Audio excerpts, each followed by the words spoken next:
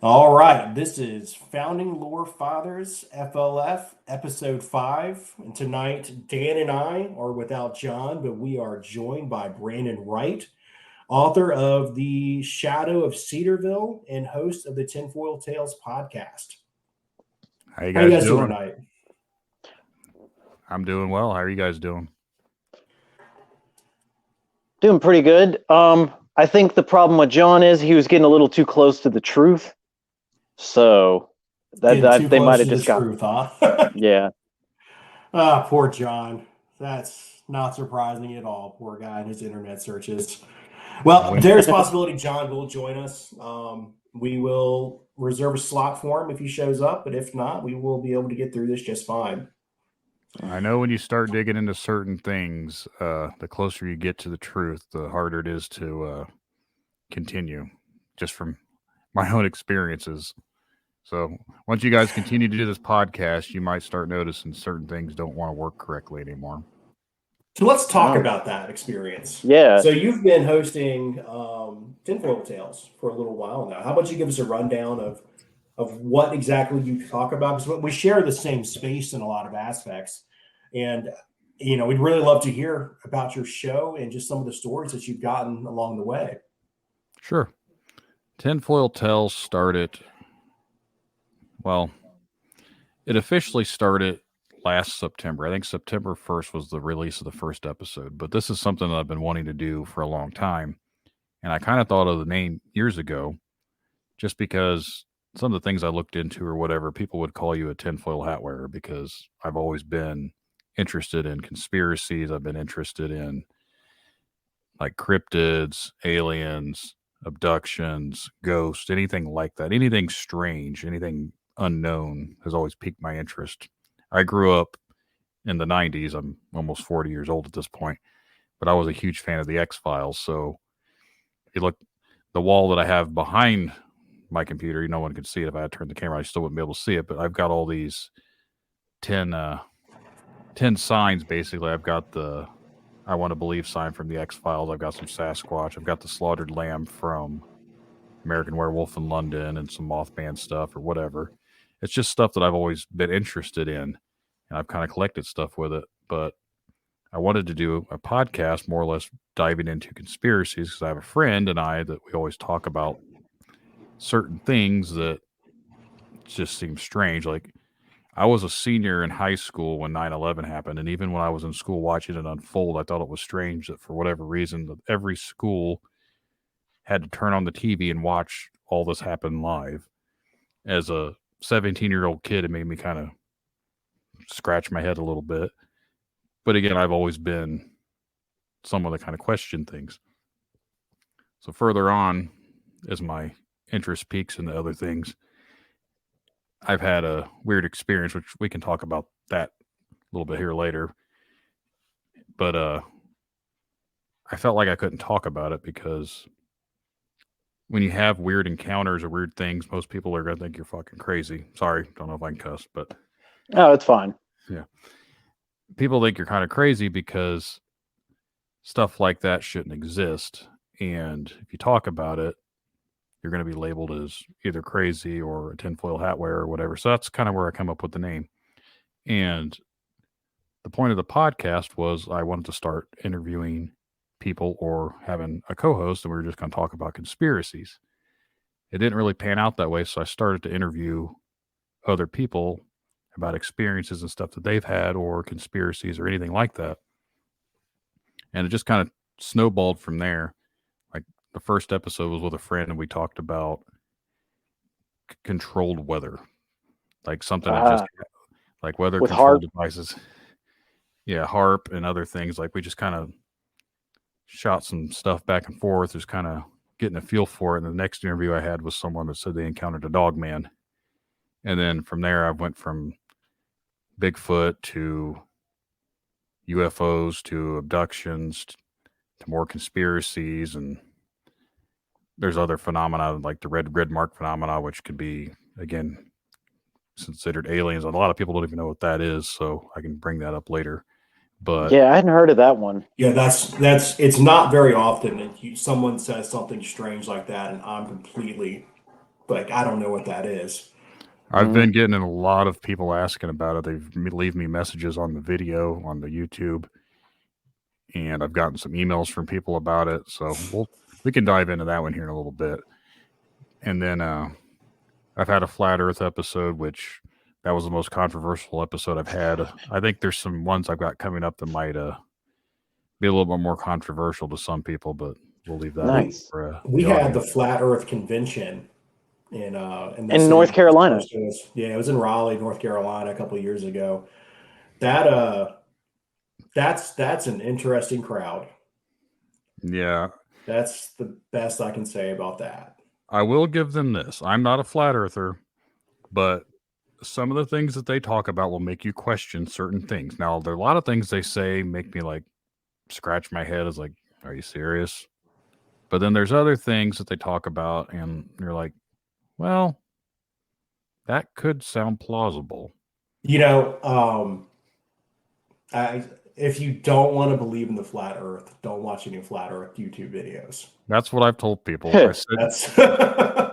I said, don't watch that because the more you look into it, because I used to kind of laugh about it because I thought, what century do we live in and how bad is society getting? Because I've always said that they're trying to make everyone dumber. I was like, it's clearly working because now we're back to thinking the Earth's flat. And so I started watching stuff to see how comical it would be. And I was like, uh-oh, this isn't fun. This starting to make sense. So I had to stop looking into it. I kind of always took it as like it was a way for them to show the flaws in science, because it seems like a lot of times with science, like our scientists, they tend to get in this bubble where they think they've got everything figured out, and it kind of brought in all the plot holes of what we really don't know altogether. My biggest thing with flat Earth is I believe it's based off biblical text, and they use the Bible as a means of explaining things, because somewhere in the Bible it was taken literal that there's the 4 pillars of the earth, and that is brought up multiple times. And I don't remember the exact term, but I call it the dome that goes over the whole planet, like, or the whole flat space or whatever, the never-ending plane of Earth. There's like this biodome that we can't shoot through, and that's what all these experiments were in the 50s, these rockets and stuff. They were trying to break through the firmament and all this other things. I was like, I don't know about all that. But dude, that would suck so bad. Like if you're in the rocket ship and you're going up, then you find out there's an invisible barrier and you just hit it like a fly on a windshield. Well, they don't. Terrible. The thing I think is the funniest about it all is they don't believe Australia exists. At least some of them don't. I didn't know that. I didn't know that at all. It doesn't line up with some of their theories for traveling and everything else. So Australia isn't real. I was like, so what happens when I've interviewed people from Australia? Am I just interviewing decoys, like fake people? I'm having interviews with people from Australia that are just AI replicants. They're not really real. They're just here to dissuade everyone to think that the Earth is a globe.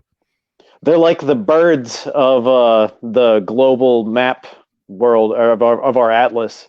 You don't know how many people don't believe birds exist either. Yeah. that is another. That's another shocking. Conspiracy. That's another conspiracy. I was like, I have chickens I've raised, and I get eggs from them every day. But if they're not real, I don't know what I'm eating. You fucking liar. One of my so the birds aren't real thing is something I was exposed to like secondhand. So a band I saw a couple of years ago, one of the road crew had on a shirt that said "Birds aren't real." They were standing next to somebody who had a shirt that said "East Coast motherfucker," and that was a conversation I wasn't quite ready for. And I was like, "Dude, that shirt is fucking hilarious." He goes, "No, man, they're not real." I was like, oh, no. I haven't had anyone come on here to tell me the birds aren't real yet. So I guess if anyone checks out your guys' podcast and wants to come on Tinfoil Tails to talk to me about why birds don't exist, I would love to have that conversation. If I find somebody on the internet, I'll send them your way. Yeah. No questions asked. I've never had anyone tell me that birds don't exist. I've seen people talk about it and make jokes about it, but I've never actually seen anyone that truly believes that. Well, you bring up a good point. Like some of the stuff you don't want to know because of technology that we have today, like anyone can make a very good movie. And you would have to just question all of it to see if any of it's real. And I don't want to be convinced. Like I seriously don't want to sit here like watching a YouTube like documentary on why birds aren't real and go, man, I don't think birds are real. I don't want that to happen. So I'm going to stay away from that as far as I can. Yeah, I would listen to it. It would be a interesting discussion. I'd leave it at that. I've went down some rabbit holes before, and I think that might be one of the most outlandish ones yet. So tell me about your book now. It just came out last week. Is that right? Yeah. Before I can tell you a little bit about the book, but I'll have to give some backstory to it. But the book is basically about a guy who was heavily influenced by myself that had a strange encounter and caused him to start doing podcasts to try and research things that explain away what actually happened. And then from there, it kind of snowballs to he meets up with someone else that had the same type of encounter, and they start investigating it, and then it just goes on and on. So basically, the theory of or not the theory, but the story plot line is a guy that becomes so obsessed with what he saw and wants to figure out what it actually was, and turns into more of his obsession to uncover the truth and to protect people. And then without ruining the whole story, it builds from there. But if you'd like, I can kind of give a rundown of what my actual encounter was that caused me to start this podcast. It's out there, so if anyone was telling me this story themselves, I'd take it with a grain of salt because it's kind of ridiculous. But it's for what I can tell you, 100% it is what happened.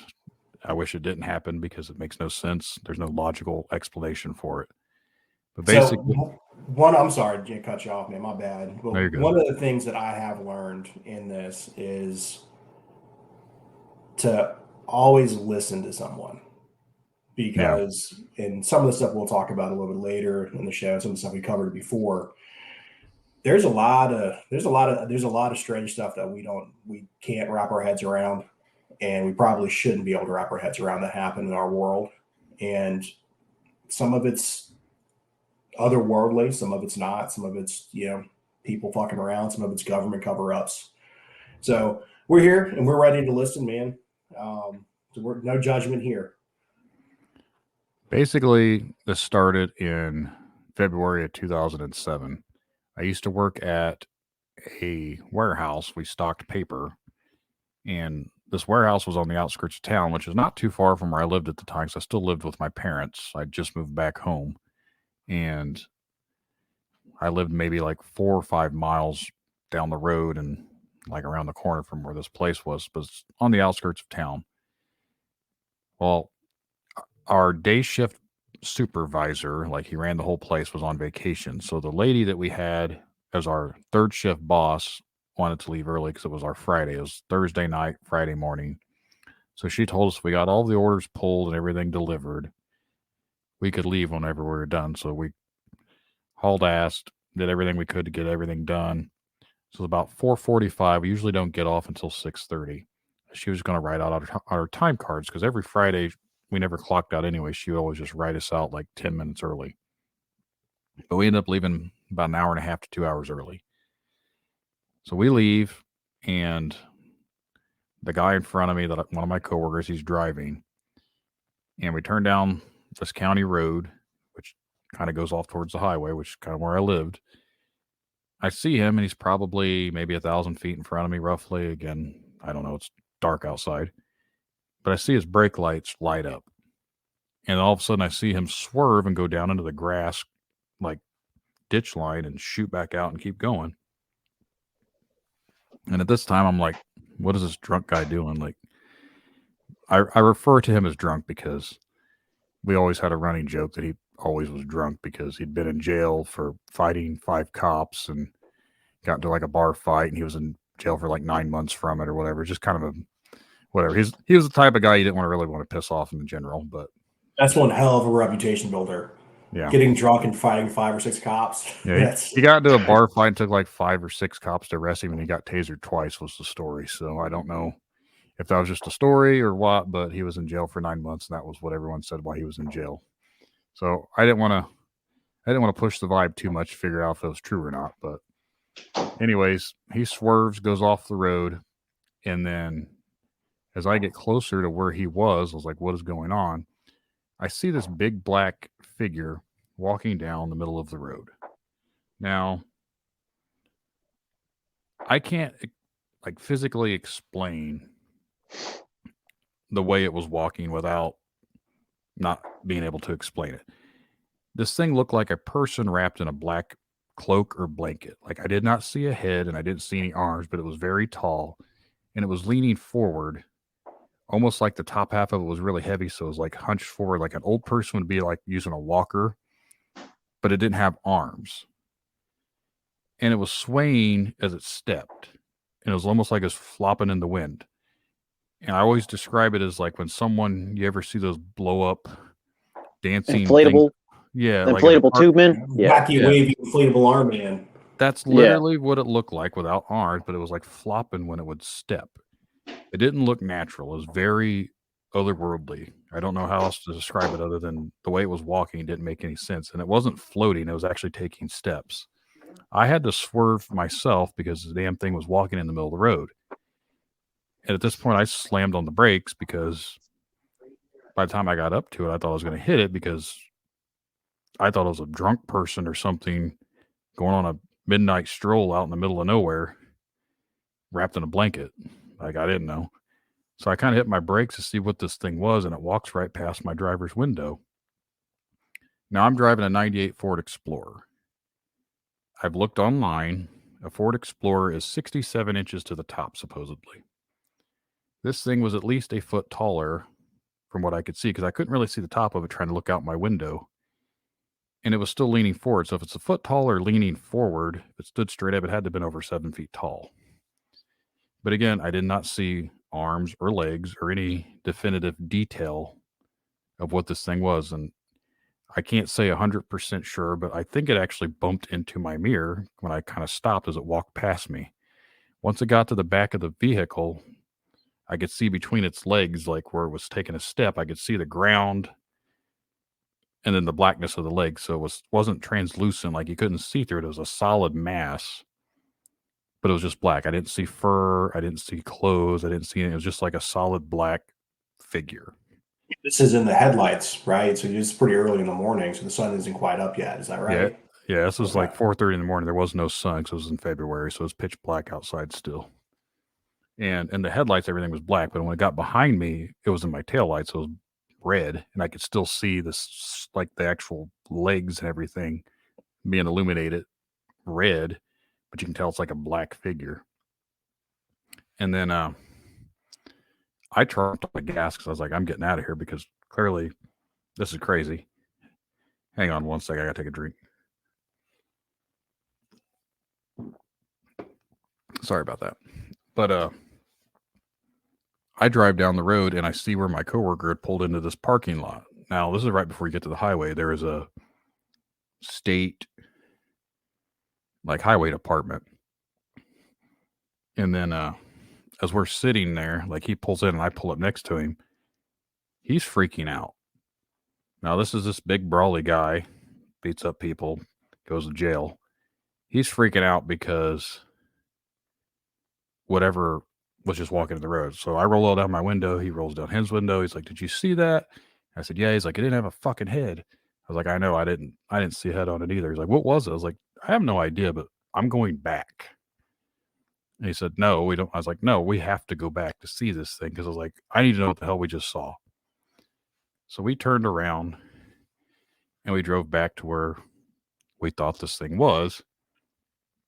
And as we get to the same area, I'm not going to say the same exact spot, but the same general couple 100 feet area, I see something laying in the middle of the road. And it's big and black. So I'm like, well, clearly this was what it was. And it's laying in the road. So as I got closer, it looks like a big dog. And by a big dog, I mean bigger than any dog that I could think of at the time, but my brain's not processing correctly. So as we get closer, I get out because it's just laying there. It looks like it's dead. And as I start to walk towards it, I'm maybe 15 feet from it. It raises its head up and looks back at me. It's facing the way that we're driving this way. Like it's facing the same way that thing was walking. Like we were heading to the west and it was walking to the east. This thing is laying across the road facing the east. But it raises its head up and looks back at me, and its eyes are glowing yellow. Now, I write that off as our headlights were making its eyes reflect because eye shine or whatever. I'm not saying it had glowing eyeballs, but its eyes were reflecting the headlights, so it was glowing like an animal's would. But it lets out this really rumbly growl. And like it just, one of those growls that like kind of resonates with you. So I stop because, okay, it's not dead. And I was like, all right, just watch and see what it does. Because at the time, I'm still thinking it's just a big dog. Well, it starts to stand up. And it stands up on like, tries to be 4 legs like a normal animal would. And it kind of like does a little bit of a stumble. And then it stands directly up on 2 legs. And I don't mean like a normal dog would stand up where kind of has its arms or its front paws or whatever sticking out strangely. It stands up like a person and looks directly at me for maybe a second or two. Not very long, just enough to stare directly at me. And then it kneels back down to what appears to be on all 4s and then goes off into the grass. But I never actually seen it use its front legs when it left. It looked like it still had its legs kind of arched up. So this was like, okay, what the hell is this? But the area that we're at used to be a deer preserve. It actually still is. It's called X Factor Bucks or something like that. But there was about an 8-foot tall to 10-foot tall fence that went around this whole area because it used to be a hunting preserve where they kept all these special deer. And this thing went right towards that fence. And once it got to the fence, we didn't see it anymore. I don't know if it went through the fence, went over the fence, went under the fence, or just straight up disappeared. But once it got to that fence area out of our headlights, it was gone. At this point, the coworker gets out of his car because he wouldn't get out when I was walking up to it. He was actually screaming at me, calling me crazy, telling me to get back in the car. And once the thing growled and looked at me, he starts really screaming to get back in the car. And I'm an idiot and I didn't listen to him. But he gets out, walks up to me. So I kind of go back towards my vehicle too.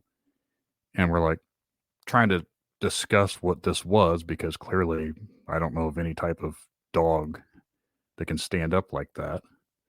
And I have to explain the height of this. When it stood straight up and looked at me, I'm 6'3". The thing was about eye level with my eyes. So standing up, it had to be almost 6 foot tall, if not a little taller. I'd say probably 6 foot. I don't know of too many dogs that stand up on their hind legs that are that tall. I have a German Shepherd. When she stands up on her hind legs, her head comes to my chest. Great Danes seem like the only ones that seem to get close to that when they stand on their hind legs. And that's still shorter than 6'3". Well, this dog looked like the typical wolf type of a dog. Like it was all black, solid black. Its fur wasn't reflective. And I know people said, oh, it was a bear or someone in a suit. If you're using fake fur, usually when a headlight hits it or a light hits it, if you look at a toy, a stuffed animal, or any type of suit, there's a kind of a glowish reflection from that fake fur. So it was like Vanta Black. Yeah, this is like an animal. It was a real animal. Like it was like dirty hair, but it was puffy hair. It wasn't like, it almost, you know what a chow dog hair looks like where it's kind of puffy? Yeah. It had chow dog hair. It was puffy looking, but it looked like a German Shepherd in the face, but it was all black or dark brown. Like, I can't, again, whatever. It did not have werewolf hands like the Hollywood Dogman or werewolf style hands, like people hands. It had normal paws. It was just very big, like a very, very large dog that for whatever reason could stand up like a person because it didn't stand up like the way the legs would be bent for a dog standing up. It stood straight up with his legs straight. They didn't have those weird bends to them like a normal dog's would. Right. But as we're talking, and this is the part that actually creeps me out the most, and everyone's like, why? I was like, well,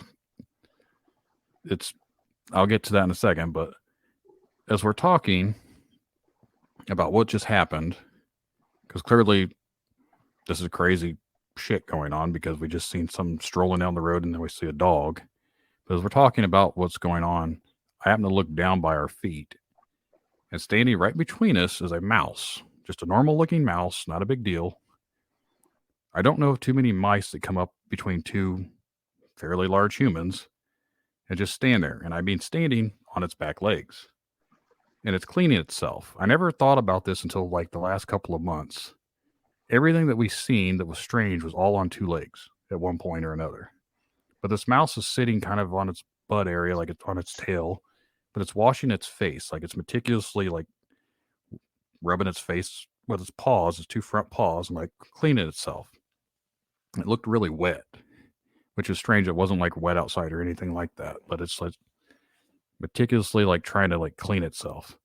So I nudged it with my foot, be like, okay, this is strange. I've never seen a mouse this close in the wild come up to a person. And I touched it, and it doesn't even care that I just nudged it with my shoe. Like it literally just keeps on cleaning itself, like it's oblivious that I just touched it. At this point, I'm like, all right, that's weird. Like, of all things going on, this mouse is standing in me right between me and him having a conversation, and I touch it and it doesn't even care. So at this point, we leave. I told him, I'm going home, and he left. He went off down the highway, and I went straight across the highway. I took the next road, went to my parents' house. But I went to bed because obviously I worked third shift, so I was tired. I got up the next morning or afternoon, whatever you want to call it, and I got on the internet, and I went to like some unexplained phenomena forums or something, because back in 2007, we didn't really have some of the things we have these days. So I didn't know what to look for. I've never seen anything like it. So I drew a picture of this dog looking thing, and I posted it on this forum, and someone said, oh, that's a Michigan Dogman. I was like, a what? Never heard of that before. So I started looking into these things, and apparently it's a phenomenon that goes on for years and years and years. Like, people have reported these things, not just in America. They're more widespread in America, but they've been seen all over the place. And then that's kind of, I think, the whole werewolf lore, and even like the ancient Egyptians had Anubis and everything. They're all like the same type of appearances, like these dog-headed humanoid looking things. I don't think what I saw was humanoid in the sense of it didn't have the typical man body, like with the 5 fingers and the big feet or whatever. It still looked like a dog, but it just stood up like a person. But I found all this stuff out, and I took it back to work. And when I went into the warehouse the next time I went to work, I think it was like 2 nights later, our coworkers were laughing when I started talking about it and tried to show the picture. So my coworker gets mad at me and basically threatens me and says if I don't stop talking about it, he's going to deny it. He's going to get pissed off at me. And I just need to stop talking about it because he doesn't want people thinking he's freaking crazy. And he thinks I'm already crazy anyways, because they joked around. They'd always call me crazy just because of some of the things I would say as far as like conspiracy or whatever like that. I don't know. It was just kind of we all had nicknames there. He was a drunk ass and I was crazy and everybody else. I won't say some of the other nicknames because they're a little offensive these days. Yeah, well, 2007, man, the golden era of the internet. So lots the of Wild West days of it. Yeah. So I am kind of, I am, obviously we can't look back in time, right? But the fact that you went across this thing and it seemed almost disoriented and you drove right past it and then you rolled back up on it.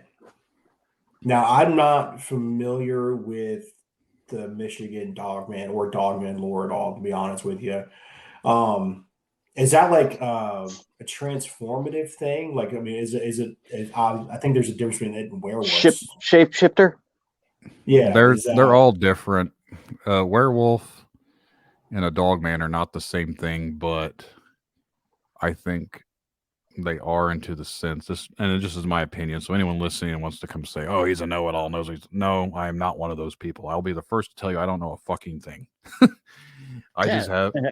There, not to go off on a tangent, but there are so many people within this cryptid, and not even just cryptid, like this niche of what we do, of weird things, but specific people for Bigfoots and Dogmen and all these different types of cryptids. They literally think they are the end all be all and know all of everything. And if you do not agree with them, they will have their quote unquote fan base attack you and cancel you because you don't agree with what their God had just told them, which I don't. My thing is, none of these things have ever scientifically been proven and or been studied or even known to exist. So how could someone say they're an expert on something that has not even been proven to exist? You don't. You're not an expert. You're just guessing. There's a lot of gatekeeping in this community. Yes. I know that some of the writing I've done for the show, I came across a couple of Reddit threads. One of them was it was Dogmen on the Bigfoot subreddit, and they do not like the idea of Dogman.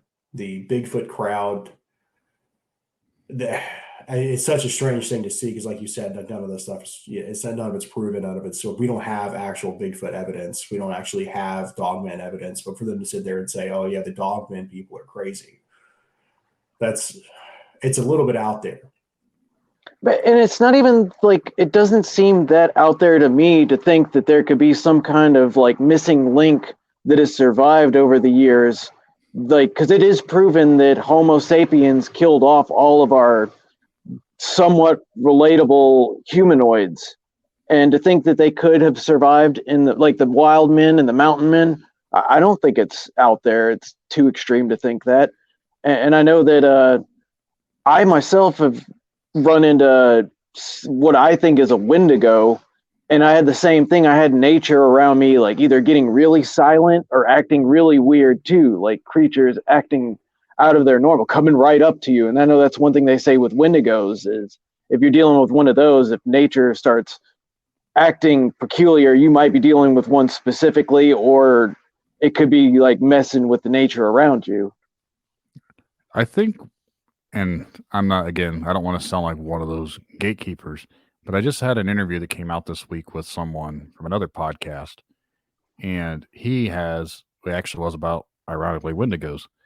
And from what he said, he's part Native American. He said from the actual descriptions of what the original Wendigos were, and white people, settlers, whatever, came over and basically bastardized the original Wendigos and had to make them more evil looking and scarier than what they were. The original Wendigos were just long, skinny, like white humanoids with long black hair, and they had like usually no lips because they were so hungry they ate their own lips off, because that's what. And then it wasn't until later on, like these white settlers or whatever started changing the lore to basically saying they had these skeletal deer heads, and like they kept the same type of bodies, but the heads became more like skeleton deers or something like that, like, which is, if you look up a Wendigo, those are pretty much all the pictures you see these days. That's some real terrifying fan art, dude. Yeah. So if you look at my latest, the artwork for my latest episode, I don't know if you see it on Spotify, but it literally is it almost looks like a alien type skinny zombie looking thing. I did that. I used AI to make all my artwork. So I do use the AI generators. And I specifically made it from like how his description was. I couldn't get it to have the long black hair, but it basically, from his story, I tried to implement that because apparently if you see one of those things, I think they kind of follow, which is say the same things about skinwalkers too, which that's a taboo thing that you shouldn't talk about. Apparently, if you listen to some people, but if you mention a walker, I won't use the other term, you're opening up a way for them to come to you.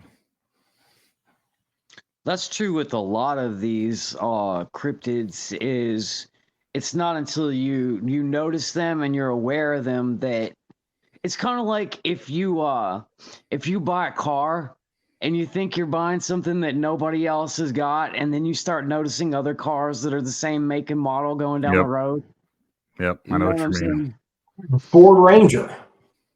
I know one thing that Michigan and other states up north, it's legal to own a wolf that is up to 7/8 wolf. It has to have some dog in it, but there's a man who just legally he found a puppy in the woods and he nursed it back to health when he couldn't figure out what type of dog it was. And when he took it to the vet, they were like, this is a wolf, a straight up timber wolf. And he has domesticated it. And I know that a lot of people who have not ever seen a wolf in person are taken aback from the fact that they're a lot larger than they expect, because we've been around dogs for our whole life. And then you see an actual wolf, you're like, oh, wow, that's a lot larger than I thought it was. Yeah, dude, they've got some size to them. There's an exhibit at the Greensboro Science Center that's got some type of red wolf, and they look it's freaky looking seeing them, especially when you're right looking at a German Shepherd. It's small. I know with these wolf dogs and even some of the people that own wolves, you can own a female, but they say it's almost impossible to own a male because they're territorial and they're alpha animals, and you'll constantly be in competition with becoming the alpha of the pack. I know around here several people that actually have hybrids, and I have not seen one that's like black. They usually look like more of the husky type looks. They usually seem like they breed them with a husky. But I do know several people. There's actually, when we lived in another town before we moved up here a couple of years ago, he had a couple of them, and they were very mean. They actually attacked the neighbor kid and tore his arm up. But anyone that I know that's had one, I've only seen someone else that had one, and it was really, really big, but it still wasn't nearly as big as whatever this thing seemed to be. But to kind of go back to that, a lot of people have told me it was a bear. Now, I'm not stupid enough to mistake what a bear looks like to a dog. One of the big things to me is bears don't have pointy ears. At least to my knowledge. This thing had the typical dog, wolf, pointy ears. Bears, if they have ears sticking up, they're usually kind of rounded, I believe. I'm no biologist or zoologist or whatever, but this was not a bear. And I know how a dog looks and how a dog would walk and everything else. Like, this to me, it just looked like a very large dog. Now, the thing that is weird about it all, and like I said, I didn't talk about this for basically 15 years. I didn't even talk about it. I started doing my podcast, and I was interviewing people about their stuff, but I never really talked about what happened to me because, again, I didn't want to make my podcast about myself. That wasn't the point of it. I wanted to give a place for other people to come on and share their stories because I felt like I couldn't share mine because literally people are going to think I'm a lunatic. But now that I've kind of come out with it a little bit, a lot of people are like, oh, it was a bear. The other day, someone told me I was abducted by aliens. I was like, how do you figure that? They claim that we were both abducted and they implemented these images into our brains and covering up what really happened. I was like, I mean, I don't necessarily believe that either, but I guess that's plausible. I mean, it makes just as much sense as a friggin' skin-walking, shape-shifting dog thingamajigger. I don't know. This is where I get hung up on it. Like, for 15 years, I rationalized it as logically as possible. Because, again, I'm a skeptical person by nature. So I wrote it off of, it was a dog that was screwing around with a mouse. Found a mouse out on the road. It was playing with this mouse. It was hopping around, and someone must have hit it with a car. That would explain why its front legs didn't seem like it was wanting to use them when it ran off. So I was like, it must have been hobbling around on two legs when we came up on it. And it was why it looked like it was weird moving around because obviously it doesn't know how to walk on two legs. So its front legs are hurt. That's what was going on. That's why the mouse was all wet because the dog was messing with it. The mouse was traumatized. End of the story. That's the common, most sense logical explanation that I could come up with. The part that makes zero sense to me is whatever was walking when we drove by, we didn't see arms, we didn't see legs, or we didn't see a head. I mean, we saw legs, but and it was so much taller than the dog. If the dog stood up, it would have been towards the top of where my vehicle was. When this thing was leaning forward, it was over 7 feet. I can't make up the size difference. The dog's legs were nowhere as thick as whatever was originally walking that we came up on. Like, those were really, really thick legs. So someone has been telling me that we probably encountered the same thing, and it was trying to morph itself into something natural looking. So we've encountered the first thing, it was in the middle of changing, and then it turned into the dog, and at that point it changed into the mouse. I am very skeptical of believing that, but again, I can't explain it. I do have a question. I know that you mentioned you did see the eyes. Some people that have said they've encountered the Dogman or other creatures like that said that they could tell a difference between looking in the eyes of it versus like another animal. They could sense like there was intelligence. Did you get a good enough look that you could sense that there was some kind of advanced intelligence? I feel like the only reason it stood up to look at me was to let me know that it could do that, and I need to stay away from it. I don't know if that's intelligence or animal instinct, but I don't know. I don't know if a dog would stand up on two legs like, "Hey, don't fucking try me." You know, that's a dog would growl, or this thing stood up and it wasn't growling. It just like stared at me for like a second, like, "Hey," and then it went off on its business. Now, this is where I come up. Everyone's like, "Oh, you know, when you're looking at a dog, man, you're terrified." Most people, they piss themselves, or it stares into your soul. I wasn't afraid of it in that sense. Like, I was more in like confusion area of like trying to figure out like what is going on. Like, I wasn't like, oh God, I got to run for my life. It was more like, what is this? You know, like that's my mentality. But I've always told people I'm also the idiot. If I ever see something like this again, I get so mad at people sending me photos that look blurry. They're like, oh, here's a dog man. I was like, no, that is a friggin' tree stump. But it's so pixelated that, and I think the term is pareidolia or something like that. People look for these things so much that they start seeing faces in like clouds, or they see faces in everything they're looking at. I feel like that's what a lot of these people that are looking for cryptids end up seeing. Like, they want to see it so bad that they believe what they're seeing in these photos or what they're hoping it to be. And well, it's really easy when you're looking for something to put two and two together. And that is, it's very detrimental to a lot of people. But I did want to comment on what you said, like, well, if you see a dog man, you're going to be scared. No one knows how they're going to react in a situation until they're in a situation. And that's one of the things that I learned responding to emergencies. And you see somebody just cool as day, you see somebody who's freaking the fuck out, and they're both looking at the same thing.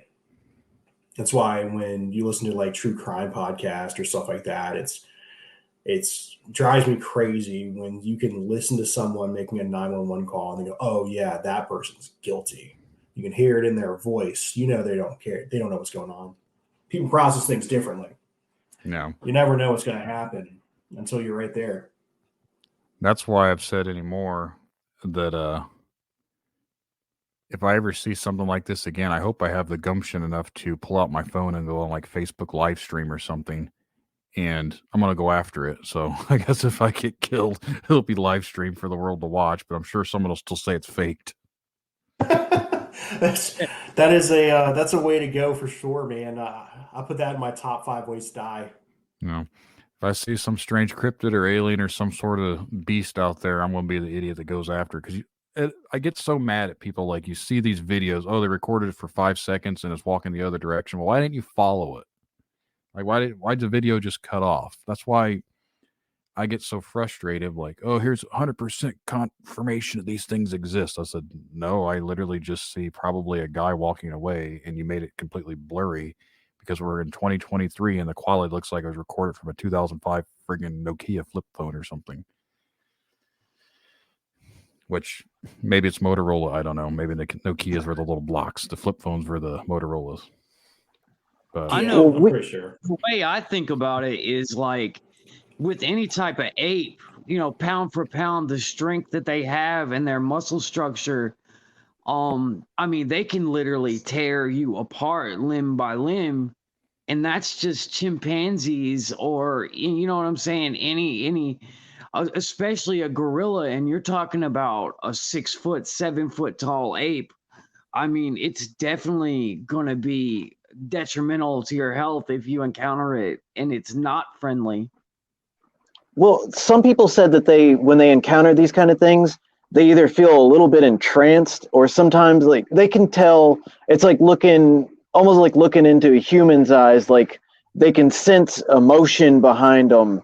Or that I know that there was a story of a park ranger that encountered a dogman creature, and she said that it was looking at her and she could see like expression change with its eyes, its eyebrows. I don't want to say eyebrows, but she could tell that it was intelligent and that it was going to mean her harm. So she started to run, and it was just chasing her as she was trying to run back to their office or whatever it was. So it might not necessarily be that fear. They might not know what they're encountering, but they can sense there's something behind the eye like contact that they make. In my book, I used actual stories and lore to build like kind of the plot line. Like basically the first chapter was about the encounter I just explained to you guys. And the second chapter is kind of like still kind of influenced me. I started a podcast. The character started a podcast, and he's interviewing these other people that have had the same type of experiences. But during the interviews for there, I took information obviously from other interviews or other stories that I've seen or whatever. I changed it up a little bit, but the lore is still the same. And they claim with these dogmen, most people just write them off as being 100% evil. They claim they look at them and they can just feel the hatred like steaming from them as they view into them. And a lot of people say when it looks at you, it wants you to be afraid of it. Like it wants you to know that it can kill you and it hates you. And there's been other instances, which I've just recently had an interview with someone else too, and I've heard other ones as well, but these things supposedly talk to people, which I've heard this about Sasquatch too. You guys know Survivor Man, Les Stroud, the TV show. He was on another podcast, and he swears that when he was out, and I don't know exactly where it was, but he was out there to find Sasquatch, and the thing was talking to him telepathically. Sounds crazy to me. A lot of people report the same thing, though, with dogmen. They claim that they can hear it mimicking people's voices. Now, people said, oh, that's not true. Again, who knows? Who even says this thing is even real? Like, I saw something that could have been that, and I still don't necessarily believe they're real. I mean, but anyways, they said this one instance, and I kind of wrote it in my book a little bit, kind of changed a little bit about it. But someone said the thing was looking through him at the window, and it wanted it to open the door, or was telling him to come out to it, something like that. And I just interviewed someone a few episodes ago, and this is down in Texas, around San Antonio, I believe. He said his wife had came out of their house, or their mother's house, and she heard her mom calling out to her, so she went back in the house. But it sounded like it was coming from the woods. And she went in there, and her mom was like, no, what are you talking about? She goes back outside to get in the vehicle with her husband, and she says, there it is again. Do you hear it? He never heard it. But she swore the voice was coming from the woods, calling her to come out there.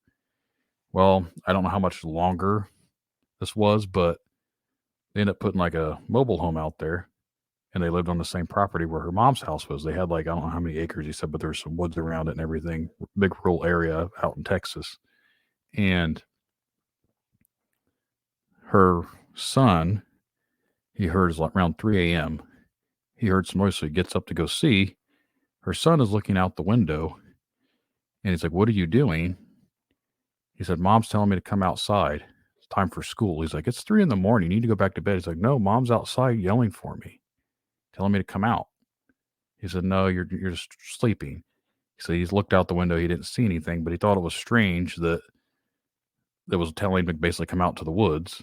and it's the same type of voice mimicking that she had heard to come out into the woods. And I told her, I was like, it's interesting to me because I've heard other people say that they've seen these things in their doors or their windows and it's telling them, let me in. And I actually just thought of this last week. That is a saying that I've heard from other things. It's almost like vampire lore to an extent. And I've also read it off as demonic. This thing is a 7-foot tall raging beast, what most people claim. Why do you have to open the door and invite it to come into your house? It could just, if it was a flesh and blood monstrous animal, it could just bust through your window and grab you and eat you if that's what it wanted to do. Why is it you have to invite it to come into your house? That makes zero sense to me. Well, that's an interesting thing to pick up on, to hear that a few different times. That's not something I've come across. I also, you remember the fables, like the Three Little Pigs? Yeah. The big bad wolf, what did he say to him? Little pig, let me in. Let me in. And I looked that up just recently. That was written. The first printing was sometime in the 1800s, but they said the fable for that was a lot older than that. But that was just the first time it was printed.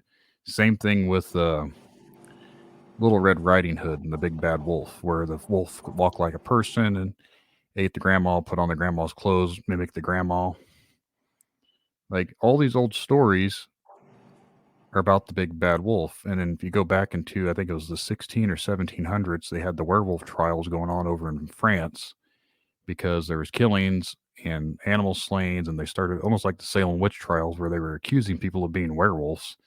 And anyone that seemed to, well, no, this is not true, we shouldn't do this, they were hung as well because they were also obviously a werewolf because they were going against the church and everyone else. Kind of like the whole witch trials. Like, well, I'm glad we don't do that these days. We don't set people on fire. We kind of gotten a little bit better here in the last 50 years, but you know. Dude, I know entirely too much about the fucking witch trials. I know entirely too much about the witch trials. I wrote a piece that I'm shopping for different publications about the witch trials, and man, that it gets weirder and sadder every single step along the way. And those the werewolf tie-ins and all that shit. Ah, man, what a time to be alive back then, dude. You could just accuse somebody of being a witch. Yeah. and your problems taken care of. Something like that, and you get the same thing. You just like they don't bring out the pitchforks, they just cancel you. Yeah. To answer your question about why it would call you out to the woods or look for an invitation is we all know that I'm fascinated with South America and learning all I can about South America. Well, a lot of the tribes out there have learned how to imitate the sounds of the monkeys that are native to South America. And they're not a confrontational type of warrior. What they do is they wait on an ambush, and maybe this is, as an apex predator, maybe it's an ambush type of predator, and it's got a place where it's camping out and it's waiting for its prey to approach it, in a sense. I know I heard a story. This guy was out with a group, and they were studying the migration of a certain type of ape or monkey in South America.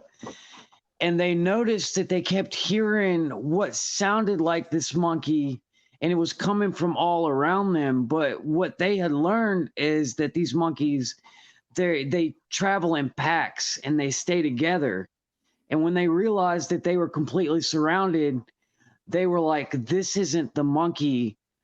And they noticed that the call was kind of weird. It didn't sound quite right. So the one guy gets on his hands and knees and he turtle crawls through the river and exits out of there. And then the other guys get ambushed by this tribe who had learned how to imitate the calls of this monkey. And one of the scientists was shot by one of the tribesmen, and then they all started arguing with that tribesman. They're like, because one of the scientists could kind of speak their language, and they were questioning. They're like, what have you done now that you shot him? There's going to be retaliation. What are we going to do? and they're sitting there in fear. They're like, oh man, are they going to kill all of us now? So there's no survivors. But one of the things that the scientist that escaped said was like how he noticed that the call wasn't exactly like the sound of the monkey, and that's what tripped him off, because he was like, man, if you hear something in these jungles or in the woods that aren't quite right, then it's definitely indication that it could be a human. You know what I'm saying? And I just thought that was kind of fascinating. Yeah. I do know. Go ahead. You go ahead. I was just going to say, when it comes to primates, that's a completely different thing for me. Like, I think there are a lot of things going on, especially if you want to call them Sasquatch or whatever it is. I believe something like that could very well exist, but I don't understand. It has to be very, very intelligent. And obviously primates are very intelligent. And I guess I don't know where I was going with that. I kind of had a brain fart. Sorry. No, we've had experiences where my brother and I that we think it's a Wendigo, but same thing. Like we had like just a generic voice call from the woods, like hello, and there's nobody out there. And then another time, I heard glass shatter, and then right by where we have a security light, we had another glass bottle roll across, like it was trying to get me to walk down there. And of course, I'm not taking the bait, but just to go along with what you're talking about with how they knock on the door, or they want to be welcomed in, or they even try to almost entrance people. That's just something that I've dealt with personally. Yeah. The thing with Dogman and even the Sasquatch with the whole mind speak, they claim that one of the other things that apparently these things do, and I've heard this on a lot of different, like I've had to look up and research a lot of stuff. And I listen to other podcasts as well. Just when they got a Dogman encounter on this, I'm going to check this one out. Some of the things that people have said that I try and pick out key things like similarities. A lot of similarities from what people are saying is these things look at them and it smiles at them. To me, that just seems strange. If this is a animal, why would it smile at you? Like, if Dogmans are real, I don't think they're just a normal animal. There's something more to them than that. Now, a Sasquatch I could totally write off as an unknown primate. Could be super intelligent, because obviously primates is something that we know exists. Gigantopithecus supposedly existed, 100,000 years ago, they say. Who's to say that some of them didn't survive and they've evolved to what these modern Sasquatch are? But a Dogman, there is nothing in the known geology or genealogy or whatever the exact term is. Again, I'm an idiot, don't know anything. But I don't know of anything in evolution that would point to an upright walking canine. Right. At least not to my knowledge. Not one that can talk to you telepathically and smile at you. Yeah, right. Evolution's a weird thing, dude. You get all kinds of strange things that are out there. Like birds have 4 chambers in their heart, and they shouldn't, because they're birds. And apparently, as we mentioned earlier, birds aren't real. So, yeah. Well, earlier you mentioned pareidolia, and pareidolia isn't just finding faces and things and characteristics. It's also like, when you run across a pack of hyenas, a lot of people think they sound like they're laughing, and they're not laughing. That's them preparing to attack. And even like with apes, when people like see them and they think that they're smiling at them, or what it's doing is it's showing you its teeth. It's letting you know, hey, I'm an animal and I will attack you. Yeah. Yeah, but I think that it's with them, if it's something beyond our realm of understanding, it could be like when we were talking the other day about the interdimensional beings, how they have some they call the tricksters. And even people that believe in demons, people that believe in them being interdimensional beings, even people that are just tripping on DMT have encountered the same trickster. And it could be that this is just a game to them. Like, we're just something like the prey to them that we're just a game to toy with. I don't know. I'm glad you mentioned the tripping on DMT. Someone just recently on Reddit said we were clearly on drugs. I'm going to make this 100% clear. I do not do drugs. I wasn't on drugs at the time. I can't speak for the other guy because obviously I don't know what the hell he was on or if he was on anything. But this is where the logic needs to come back into play. Even if we were both on drugs, why would we hallucinate the same exact thing? Like, that is something strange. How would we all hallucinate the 3 different instances? Why did he swerve off the road? Why did I manifest seeing the same thing that he supposedly swerved from? And then how come I went back and seen a dog on the road and he never got out of the car, but he's seen the same thing? And then we both were talking and we manifested a mouse in between us. Right. Like, it doesn't work that way. Anyone with common sense would understand it doesn't work that way. There's a lot of details in there too. Yeah. Yeah, there's a second person. The mouse thing is fucking weird. That's real weird. That's what I've always said is like the mouse is the creepiest thing to me because I physically touched it.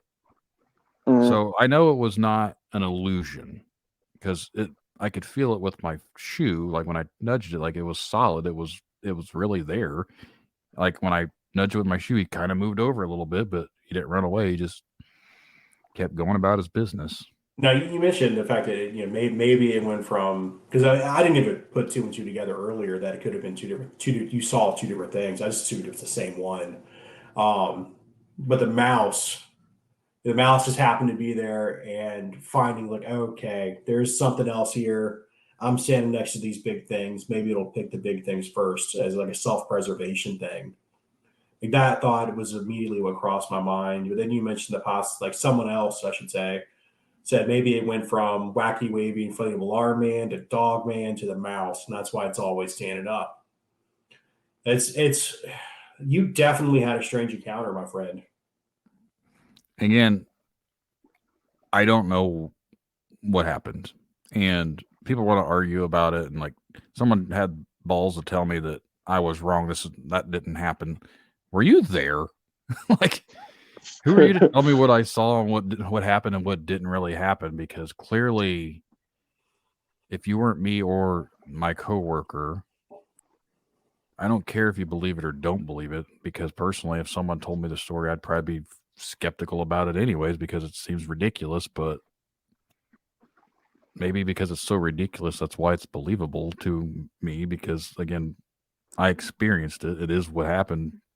Is that did aliens come down and probe me and implement this into my brain? Sure. I mean, why not? I mean, it makes just as much sense as the story itself because, again, it's all ridiculous. I don't know, and I'll never know. And like I said, of all the times everyone wants to get off work early, this is the one time I wish I never got fucking off work early. Now, one thing that I have found with people who have had these experiences is it really shakes them to their core.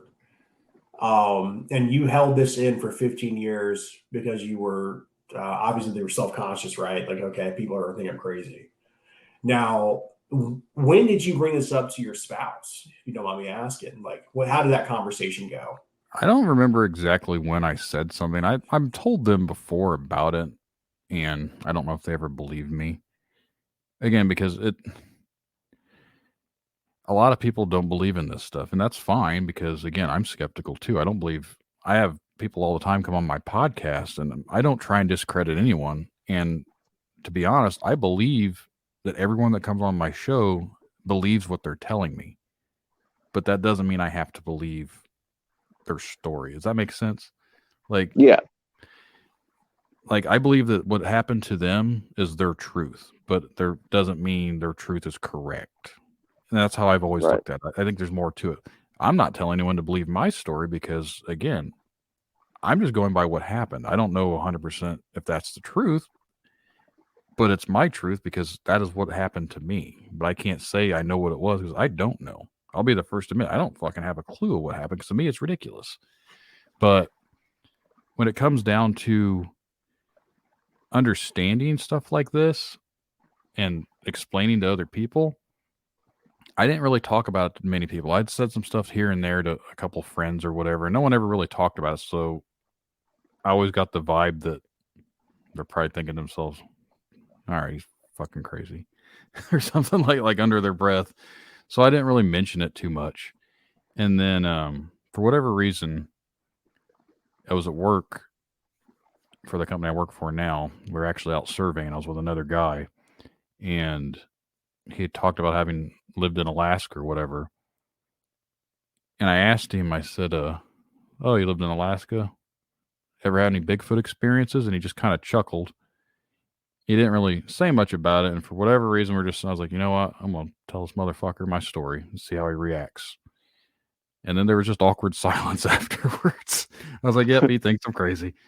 But, that's so bad. If someone from Alaska thinks you're crazy, dude. But there's a lot of strange stuff going on up there. I believe anything out of Alaska. Yeah. But I felt a little bit better, I guess, talking about it. And then, like I said, I got this podcast going on, and I told the one guy, I've told a couple other people, and no one ever really like gives me any feedback about it. And then it wasn't up until this past summer, and I have another podcast. It's called Dark Side of the Scene. I don't know how much longer we're going to be doing it, but we interview musicians, because I also used to be in a metal band. My co-host is still in a metal band. We interview other musicians about the struggles they've had with playing music, like playing crappy venues, bad bandmates, getting ripped off by stuff, like the dark side of the scene, the stuff that no one ever really wants to talk about. Yeah, so, we're musicians too, so I know all about that. Awesome. So yeah, you guys. I'm not at all. I do stand up, but that's open mic stuff. Very different from music. I am not talented. But yeah, we do that podcast, and I don't remember exactly how it came about, but one of the guys we were talking to, kind of friends with, I've played in a couple different shows with them or whatever. We know each other from band stuff, but like we're not best bros or anything like that at all.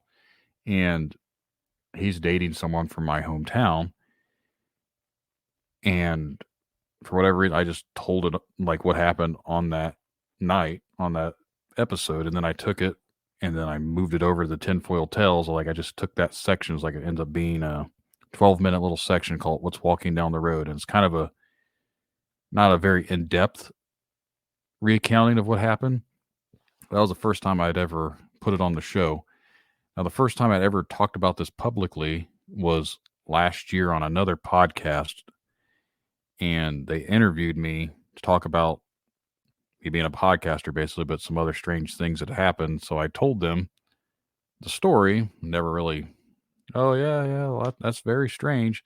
No one ever really like reached out to me. No one ever said anything to me. And I don't know whoever even listened to their episode. I mean, it's whatever.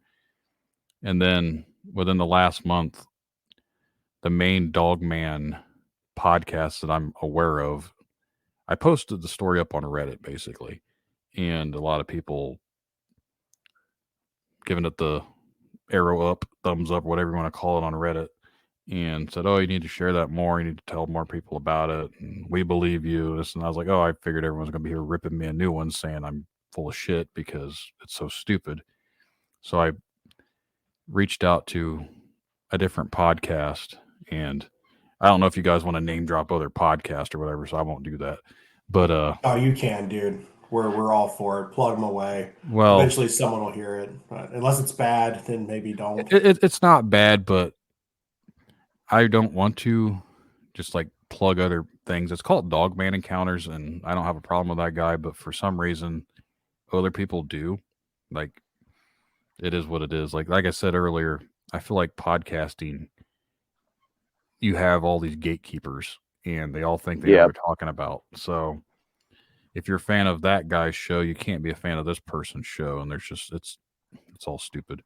But anyways, I went on his episode, and he told me to talk about Tinfoil Tails. So I did. And I got like a couple hundred different YouTube subscribers from it. And obviously I'm not just on YouTube. I'm on all the streaming platforms as well. But most of the people for his show, he's on all the platforms, but they all came to my YouTube. And they're looking for Dogman. I was like, I don't just do Dogman stuff. Like Right. that's not what I'm about. I want to know about everything. I want to interview people that had experiences with everything strange. But I told it on there, and that's kind of where the idea for the book came about, because people were talking about, oh, this and that. I was like, well, I sat down. This is very strange, and I'm a hyperfixator. So basically, if I start something, I'm not going to stop until I finish it. And it was 2 weeks ago today, I think, 2 or 3 weeks ago today, I started writing. I got home from work and I started writing on my phone. And I would take what I was writing and I would send it over to myself in an email. And I'd send more over. And then I downloaded this Grammarly app or whatever it's called, trial version, because I don't know a thing about formatting correctly for a book or whatever. I'm not a writer and I don't really read that much. So I started off writing what happened, almost like a biography. And I was like, you know what, this would be better if I just wrote it as a fictionalized book. So I changed some stuff up and I just kept writing and writing. And like 4 days later, I had a 152-page book. And it's on a 6x9, so I don't know what it would be like a normal size book of whatever. I just know it ends up being like 152 pages. And I posted it up on Amazon. They sent me some stuff. I got back and started reading it. I was like, well, this stupid app, AI app that's supposed to do grammar and spell check and everything, did not do it, because one of the first couple sentences, there was something misspelled and made me look stupid. Like one of the first things someone's going to read is these misspellings. And so yeah, there's been a couple of revisions of it, but the one that's on Amazon for sale now is, to the best of my knowledge, correct. I haven't read the entire book again. I put it in audio format. I just had a free little app to talk to myself, so I played it as I was driving, and it took like 3 hours to listen to it. But anything I noticed that sounded strange, I went back in and found it and fixed. So I think this is the correct version. But no, it's started off basically from what happened to me 15 years ago and turned into this fictionalized novel. But like I said, I took a lot of the lore from Dogman and encounters from other people and wrote it into this book. I'm no expert on Dogman. I'm no expert on anything. I'm just a guy with a microphone. Well, you definitely won't have anybody thinking you're strange or making stuff up here. I mean, I personally believe they're trapping human souls and making them work our smart technologies. That's just something I've been studying myself. So no judgment here. I will say this for any of your listeners out there, if they want to come over and check out my podcast, and I don't know when your episode is going to air, but my Halloween episode is going to be something a little different. It'll be my first interview without an actual human, to the best of my knowledge. I'll leave it at that. Nice. That's a hell of a teaser, my friend. Yeah. It's a Halloween special, but it'll be the first non-human interview. Fascinating. I know I'm that interested. when it comes to the spirit world, it's when like something strange happens to you and it scares you, like you said, it's your truth and you hold on to it. But it's that validation that really frightens you. My mother, when she was young, right when her and my dad first got together, she moved out of the main trailer that she was living in and bought one right up the hill that was right next to the graveyard. And she said that my dad, because it was such a drive, wouldn't get home till 8 o'clock at night. And about 7 o'clock, she would lay down in her bed. And she said it sounded like the screen door would come open and shut, and she heard somebody walking across the kitchen floor barefoot, night after night. And she would get up. She would swear that it was her brother. She would run down to the main house. A lot of times he wouldn't be home, or he would be like, I've been here the whole time playing Nintendo. Like, I haven't gone anywhere. And, moving forward, her and my dad get a house, and they build it down the hill from my other grandparents. And she said that when she first moved in there, she thought whatever it was had followed her, because before my dad would get home, same thing. She would hear something open the door and walk across the floor barefoot. And she was a beautician. She was working in the shop one day, cutting the mortician's wife's hair. And they got to talking about the burial procedures. And the lady was like, you know what I think strange is they put a full suit on you, but they bury you without shoes on. And my mom turned white as a ghost. And she was like, oh my God. And it, like, to her, that was the validation that she needed. Like, all those years living next to that graveyard, all those souls in there without any shoes on, and you couldn't tell it otherwise. You know what I'm saying? The whole paranormal realm is very strange to me. I almost believe, I don't know if it's a spirit realm, a different dimension or whatever, but the more I've been digging into things, I feel like, I won't say ghost, but sometimes I think that what people think are ghosts are actually another reality blending into ours. And I think that's maybe what these weird cryptid things are as well. Maybe they're not from our world itself. They're not, I'm not saying they're aliens, but to an extent they are an alien in the form of not being of our world. That would explain how whatever I saw manifested and disappeared right in front of us, like, where the hell did the damn thing go? And then a lot of people say they see Sasquatch and it goes around by a tree and all of a sudden it's just gone. It's vanished. They say the same things about a lot of stuff like this. And then people see, they call them shadow men. I don't think that's I'm familiar with them. I've seen them. I have an episode and it's called Shadow Man, but I don't think it's the correct term because they're not really shadows. The ones that I'm talking about are the ones that like are cloaked like Predator. There's a lot of those lately. And I've seen that. Yeah. A lot of people see these things cloaked like the Predator is. Like, basically you can see something there, but it's like reflecting everything else around it. So it looks unnatural, but it looks, if you wouldn't be paying attention, you wouldn't really notice it. And I've seen some pretty convincing stuff when it comes to that. And I don't know if it's someone screwing around with, what's the point of faking something? Oh, I got someone, I faked this and they believe it. Okay, cool. Like, what recognition do you get for that? Well, unless you were using like some kind of like video editing, the only way I could think you could make that happen is if you were using heat, because heat kind of like makes that same effect. But to make it in the shape of a body, because I've seen some of those videos too, and it's pretty convincing to me as well. Like, unless, because like they're shooting these with like their iPhones, and it's like, how would you, like, I know that when they filmed Predator, they were using like a camera suit where it was like filming what was behind them. And it's like, you aren't going to have that at home. You're not going to have a green screen set up in the woods. You would see it. So it's like, it is pretty convincing to me as well. But no, I actually interviewed several people and they were all like, boom, boom, boom. Like right in a row, they'd all mentioned seeing something like the Predator. I thought that was strange. Like, multiple people in a row were talking about seeing some weird predator looking thing. So I started looking more into it. And I think it was actually on like the Missing 411, that David Paulides series or whatever. I think he even talked about that in one of the releases he had, something like someone had saw this thing in a tree, like looked like a predator. But now this is where the rabbit hole really goes down for me. My assumption to this would be, if you believe in the simulation theory, maybe these shadow people or cloaked figures are actually the creators, and they're only, if you play video games, you know how when you go into your view mode and you can go around when you're building things and you can see things, maybe that's what they are. The great creators are walking around, blending into the universe, checking out what they're building. I've told people that, and they just kind of make some weird face to me. I was like, oh, you don't know what the simulation theory is? Never mind.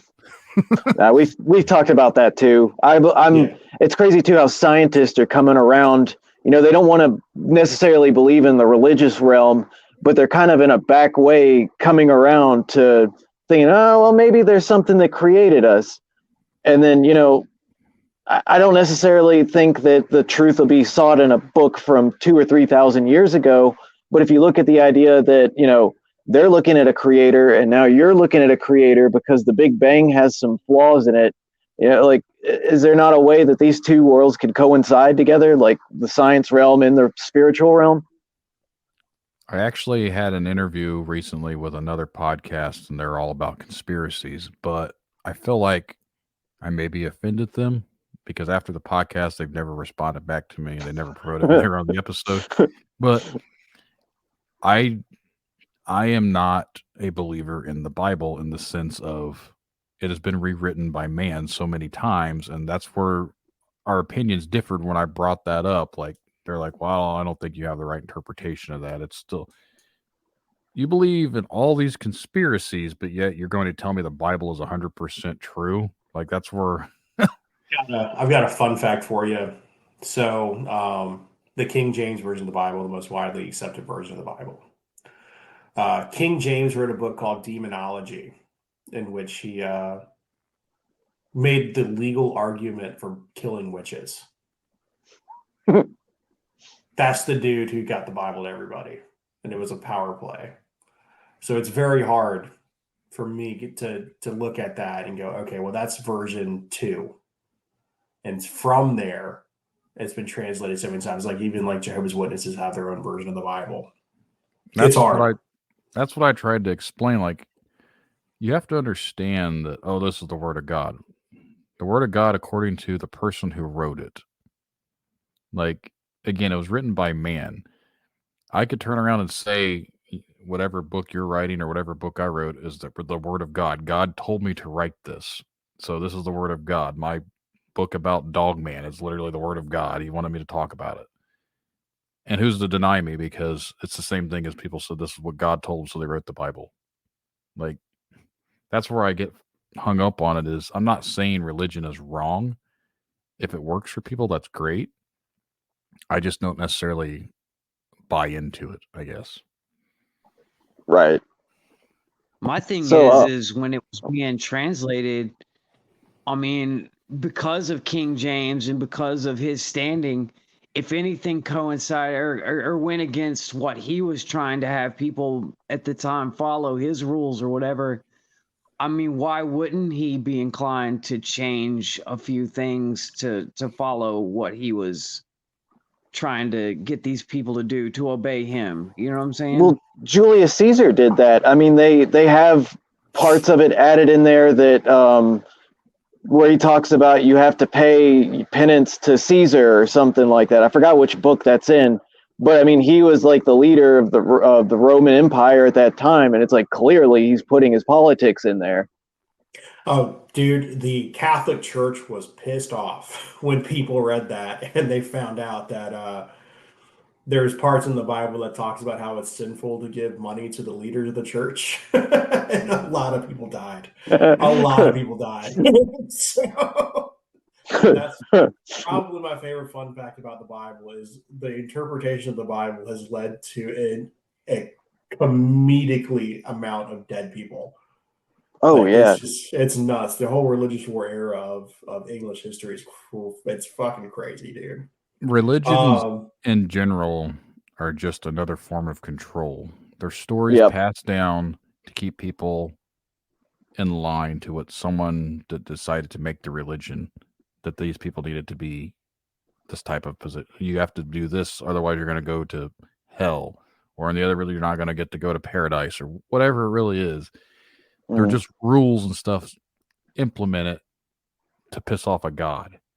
Like, if you do this, you're going to make this God mad at you and you're going to be a bad person and be damned and everything else. So that's where I struggle to try and talk with people that are so religious and like, this is what happens, this and this.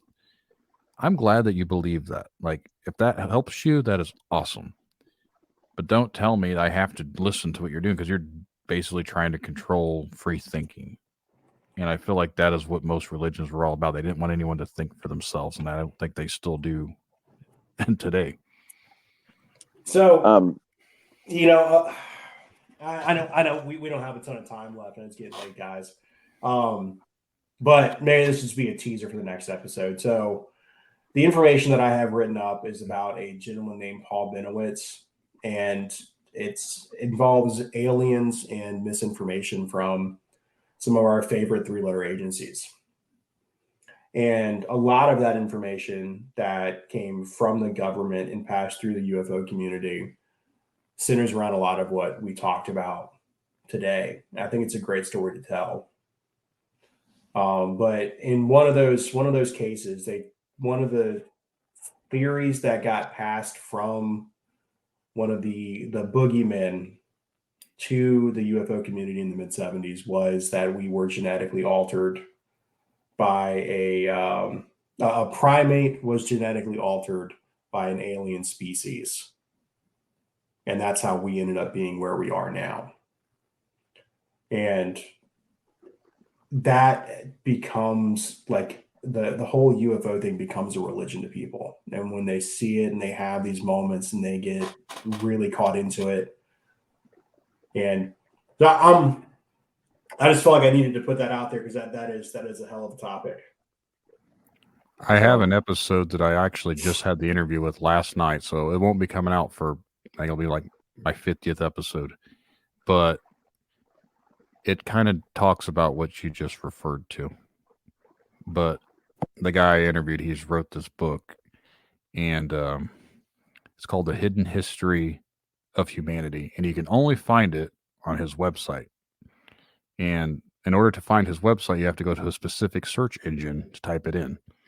Very strange, but I understand why he does it, because he's done a lot of research, and a lot of the things he talks about are stuff that and I straight up asked him, I was like, are you afraid to come forward with stuff like this? And he said at this point he's had so many death threats he doesn't care anymore.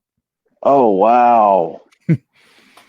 So, and he's not just some crackball spouting stuff off. Like, he is very intelligent. Like, he has multiple books out about mathematics, and also, like, he is a very smart person, and he's done all sorts of research, and he's very well versed in a lot of knowledge. A lot of the things he said that he does specifically is uncovering information that is being suppressed.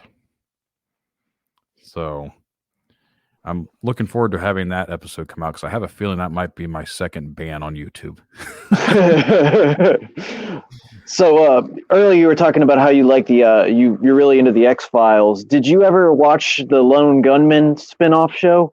I have not watched that. My wife and I started watching X-Files again just recently, and I watched all as a kid, but I never watched every episode, so we're trying to finish it up, and I just got to the season where Mulder is no longer on the show. So I think I have like 1 or 2 seasons left. But I have not watched the Lone Gunman spinoff. Did you hear the theory or what happened behind it on the first episode of it? How they kind of predicted 9/11? I've heard something about it. I know that was the first episode, and they ended up not ever airing it again because didn't 9/11 happen like a week or 2 later? Well, the episode came out about 6 months before. Oh, okay. So it was like even it might have aired like right before it happened, but they started filming it in like March or June of 2001. And if I don't want to give away, because I know if you haven't seen it yet, if you want to watch it, but it's spooky how accurate it was and why they were doing this behind it. Like there was more to it than just some tin pot terrorist in the desert wanting to attack the United States. They go into it pretty deeply. And then you kind of opened your eyes about that. So I didn't know if you'd check that out, but yeah, definitely check that out if you get a chance. Yeah, if it's on Hulu, I'll definitely watch it. Like I said, I'm trying to finish up the actual original series. I've never finished it, so it's something I've been wanting to do. So, that's a quick aside. So I know that X-Files, they did a pretty good job bringing in people who were ex-military to go over different show subjects. Like I know they had a couple of Air Force OSI on there running through some projects. So if you see a couple things that look like they're pretty close to like a conspiracy theory, it's probably from some dude who knew too much as a consultant on the show. But 9/11, so you talk about the X-Files show being canceled. There was so the guy who wrote Fight Club, Chuck Palahniuk, Palahniuk, something like that. Palahniuk. He wrote a book called Survivor. And the story goes, Survivor was going to be, or was being filmed or was scheduled to be filmed, and it got canceled because of 9/11. And that is one of the craziest books I've ever read. It's about it's about the last remaining member of a cult, and he ends up stealing an airplane. Anyone out there listening to that book, it's called Survivor. It's worth reading. I don't know how much time you guys got, but I don't want to go down the whole 9/11 rabbit hole, but I'll just say I believe it's an inside job. But yeah, I know we usually cut about this time, so we got to go a little bit longer. There's no problem. There's a couple little things I know we'd mentioned earlier I said I'd get back to. You said the 3-letter alphabet agencies, and we'll see if they're listening, because if my internet gets cut off, then we know they are. I've been having issues the past couple of months when I start to refer to certain things or certain topics, and one of my guests that came on was talking about psychokinesis and how a certain agency was experimenting with that back in the 60s and 70s and up until like what Stranger Things is from or whatever. Like, that's the type of stuff they were really doing. And while she's trying to talk about this, and literally I said something about a 3-letter alphabet agency, she left the Zoom meeting. I was like, oh, did I say something wrong? All of her internet in her house completely shut off. She had to get in her vehicle and then drive a couple miles down the road and use her phone just to get service to continue the conversation. And while she's talking to me, the dashboard, like the screen in her dashboard in her car she was parked, flipped upside down, which I didn't see that. She said it's never done that before. She doesn't know what's going on. So it's really weird. And then like someone started to walk up towards her car, but apparently it was someone just checking on her, make sure she was okay. I was like, I didn't say this to her, but I'm thinking, were they in black? What were they? Was it the Man in Black?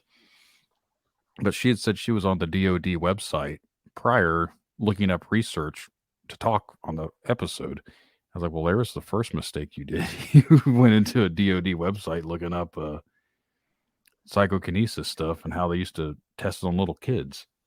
Mm-hmm. But so that was the first time I ever experienced internet issues. And then the following time I had another interview and they were talking about Dogman stuff, and mysteriously weird noises was going on in my internet. And then I've been podcasting for a year. I've never had an internet problem. I have fiber internet, so I have super fast internet. And then I lost a connection completely. Like all my internet in my house just went off. I was like, it never does that. But literally, I'm in the middle of a podcast. My internet just cuts off. That's strange. And we were talking again about Dogman. Now, other podcasters have said the same thing, that when they talk about Dogman for some reason, they have internet issues. I find that very strange, because why is that something that would cause internet problems? I'm not talking about a government created thing or whatever. It's just a supposed cryptid, and a lot of people talk about that. They've had issues with their recordings. So I don't know. That's the only real experience I've had. I had one the other night. I heard voices coming through my headset and no one was talking. So that was a strange one. But I don't know. I didn't get picked up on the audio. Like I went back today and edited the episode, and I was like, I heard myself say something. I heard someone talking, but I didn't hear it in the audio. So it's strange, but I heard it earlier. So I don't know how that works. But the other thing that I'd mentioned before was the red grid mark phenomena. You guys are not familiar with that. Basically what that is, people have these red marks. They almost, to me, look like hickeys.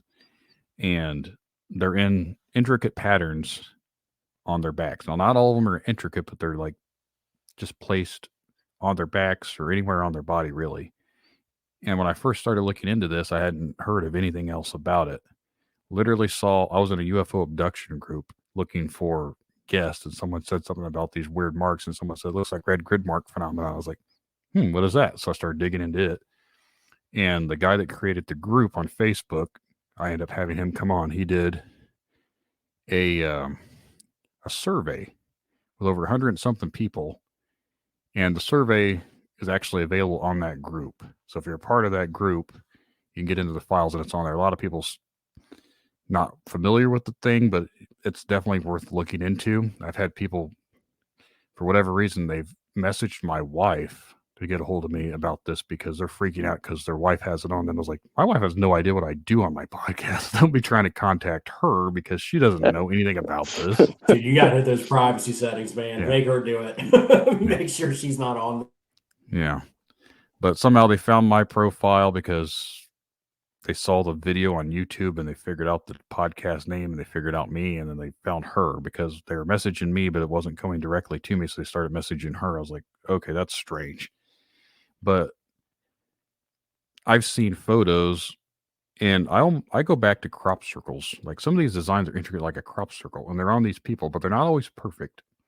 But they're these red marks, and they almost look like a burn pattern. They don't usually hurt, and they just kind of go away on their own. People have went to the doctor. Doctors don't know what they are. I mentioned this on one of my episodes, that conspiracy episode. They never heard of it either. So the guy actually got on the Mayo Clinic's website, and there was a bunch of questions, like I think he said 27 pages of questions about it, and not a single answer from the Mayo Clinic as to what this was. And as of today, no one still knows what it is. Like, it's all just, I got comments today from someone saying that their boyfriend had it and woke up and it was on their back. I've seen pictures of little kids, and this is what upsets me. I was like, if someone is doing this intentionally, like I have a Stedman. It's basically a spit filter, like a pop filter for my microphone, even though I don't think I really need it, but I have it on here. It's got that grid pattern. Imagine a bigger grid pattern, shoving it against your skin and holding it on there for like an hour, and then you'll see like a red mark grid around yourself, like someone sits on a chair and it's got like a grid to it or something. You get up and it's kind of in there. That's what some of these look like. They've been on little kids' foreheads or their chins, and I'm like, if someone's pressing something and burning it to their kid's face, they're really fucked up to try and take these pictures. And I can't see someone doing that to like a 2 or 3 year old. To me, that's crazy. If they are, they don't need to have children. But these pictures are in this group because they're terrified, because what's wrong with my kid? Doctors don't know what it is. Anyone's seen this? Oh, I come across this page, I've come across your podcast. I can't help people because I don't know what it is. Like, I'm not an expert. I just happen to interview someone that's had it. Like, but yeah, I can't really give a whole lot of details to it other than there's really no rhyme or reason. Like, I asked if there's a certain type of blood type of these people, if that was something. He said that was actually asked. There is no rhyme or reason to that. Different seasons happens. People get them a lot on their wrist. It's common on the wrist, but a lot of them's on their back or on their butt. So a lot of time people get them and they don't even know it because it's on their back, so they never see their back. But it's definitely something for you guys to look into. It's one of those weird phenomena out there. Is it aliens? Who knows? Yeah, one last thing that I have is something that just happened to me recently. The other night when we had that blood moon, the full moon, I noticed a cloud in the sky that looked like it had a light source to it. And I was thinking, oh, maybe it's a planet or a star behind it. And it was nothing like that. And then none of the other clouds were lit up. They were all dark in the sky. The moon wasn't anywhere near it. It wasn't any stars or planets. There wasn't any planes behind it. And it was just like all the other clouds were dark and this one was light, and it looked like it had a light source behind it, and it just dissipated. And have you ever heard of anybody seeing anything like that? Maybe it was something stuck in the firmament. It was a Platter's joke. Like at first when he called me out there, that was our first thing. It was like, maybe it's the moon behind the cloud. And I was like, no, the moon's over there. And it was the same size as what the moon would have been in the sky. It was so bright. And then in an instant, it was gone. Now, can I ask a quick question? Yeah. Was it moving with the other clouds, or was it sitting still? No, it was its own thing. Stationary, yeah. That was in the movie Nope. It's a cloud. That's where the Oh, yeah. Hiding. Well, that ended up, I don't think it was an alien. That was a monster. Debatable. It was in the shape of, I haven't watched the movie. It wasn't in the shape of a UFO that turned into like almost like a friggin' jellyfish. Yeah. Yeah. I've saw pictures. I've never watched the show.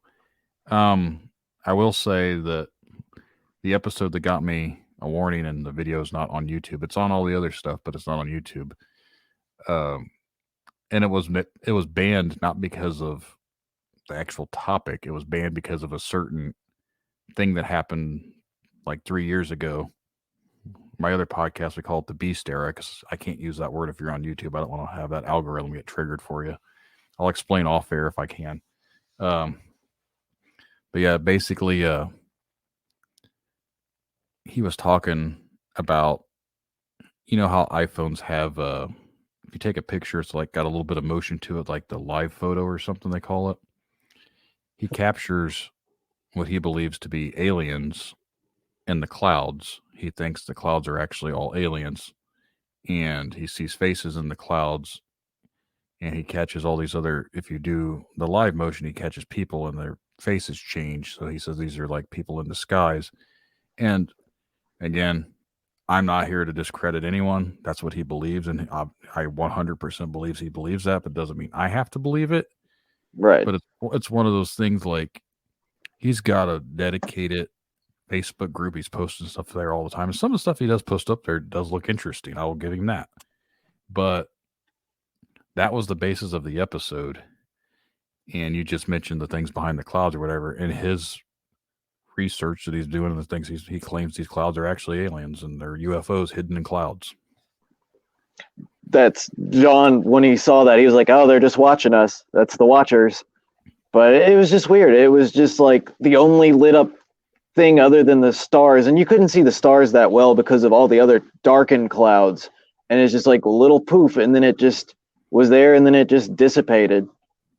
I hadn't seen it, and I'm pretty skeptical when it comes to those kind of things. But it was just something I couldn't explain. I mean, I don't think it was swamp gas this time. 2 years ago, I was on my back deck, and I didn't know what it was at the time, but I started seeing something going across the sky and something right behind it, something else right behind it. And my wife's pregnant with my son. And I'm like yelling for her. It's like, you have to come look at this. All these lights were just following each other, one after another, one after. I started recording it. And then I found out it was Skylink or whatever it's called. Starlink. Elon Musk's satellite systems. Yeah, they got me. They got my brother. My brother sent me like 3 freaked out text messages at like 8 o'clock at night, 8:30 in the morning, or 8:30 at night. Just like, dude, it's happening. They're coming. And that was the explanation. That was such a letdown. I was so excited too. I was like, finally. It's like, this is awesome. And then I started looking online, and it says that's what I'm like, shit. So like, it's cool. I mean, you got to see Starlink, but at the same time, I'm like, it's not the aliens I thought they were coming. Thought it was finally happening. Now, with the government talking openly about all of this, do you think it's finally them coming to terms with, we finally got to just be honest with everybody? Or do you think there's something hidden, like a hidden agenda behind what they're doing now with like the tic tac? I think that's kind of a shit show, to be honest. They're not going to allow any real truth to get out there. Not anything that they don't want. And I think the guy, that Grush guy, he seems to be kind of like what I just said earlier about the people that I interview. I think he believes everything he's saying, but I think he's been fed this information. I don't think he realizes that he's being the puppet. Like the other guys, I think are really credible. The pilot and then the other guy, I can't think what their names are. I think those guys are credible. And I think the new guy that came into it, Grush, he's the, yes, I'm a whistleblower. I'm a whistleblower. Really? Like a useful idiot. What are you whistleblowing? Literally everything you're talking about is stuff that's, well, I can't talk about that. Well, I can't. Then you're not a whistleblower. Like, what was really disclosed in this newest thing that hasn't really been talked about already? Nothing. There's a lot of showmanship in the UFO world. Like there was a guy, I don't remember his name off the top of my head, but he was well known in the UFO circle. And this dude would show up and give speeches at conferences, and he would hire bodyguards. And that was just to convey a look at how important I am. Look at the info. I don't remember. The information I'm about to share right now is so serious that I might get killed. I need a bodyguard. And so it's kind of hard.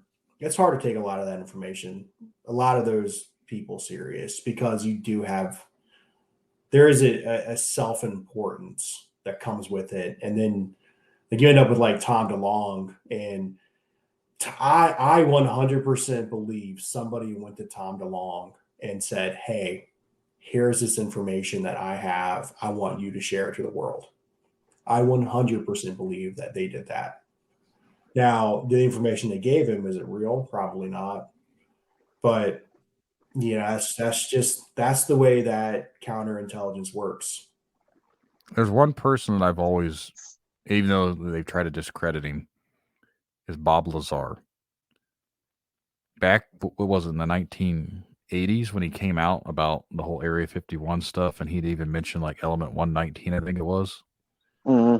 At the time, that didn't exist, but now I'm pretty sure it does exist. And he talked about it like 30 years before it was completely discovered. That's convenient.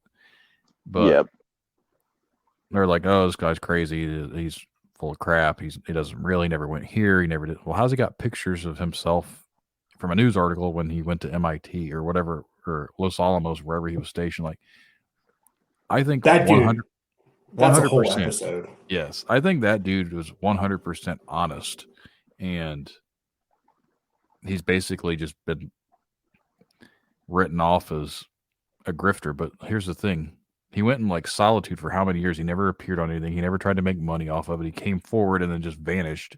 And then lately, he's popped up here and there. But other than that, the dude, he's like a pharmacist out wherever the hell he lives at. He's not trying to talk about the shit anymore. So I was like, if he's really trying to swindle people for money, he did a terrible job at it.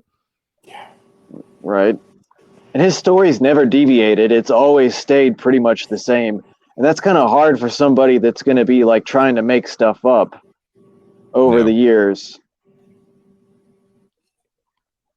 Like I said, he's always been the one person, because I watched that documentary when it came out. And the guy that made that documentary has a podcast called Weaponized. It's him and George Knapp. So it's Jeremy Corbell and George Knapp. I've been listening to their podcast. They're the ones that are actually behind a lot of this congressional stuff.